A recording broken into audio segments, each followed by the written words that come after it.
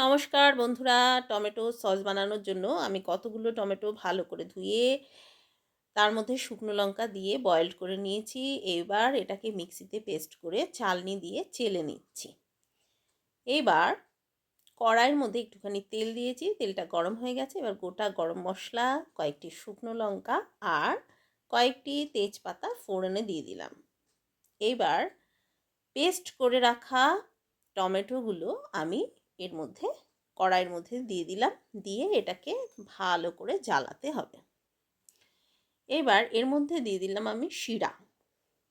তোমরা শিরার বদলে ডাইরেক্ট চিনিও দিতে পারো, কোনো অসুবিধা নেই। আমি শিরা বানিয়ে রেখেছিলাম, তাই শিরাই দিয়ে দিচ্ছি।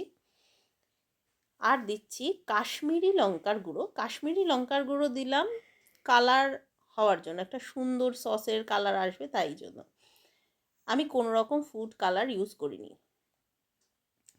টমেটো সস বাচ্চারা খেতে খুব ভালোবাসে, আর এখন যেহেতু টমেটোর দাম কম, সেই জন্য আমার হাজব্যান্ড বললেন যে টমেটোর সস বানিয়ে নাও, তাই বানানো হচ্ছে।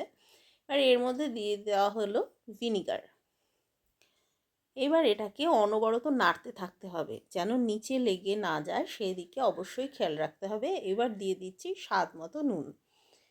এটাকে নেড়ে নেড়ে একদম থকথকে ঘন পেস্ট তৈরি করতে হবে। দেখো কত সুন্দর থকথকে ঘন সস তৈরি হয়ে গেছে। এবার এটাকে একটা বাটিতে আমি নামিয়ে নিলাম প্রথমে। তারপর এটা ঠান্ডা হলে বোতলে স্টোর করব। তোমাদের কেমন লাগলো জানিও। Bye bye.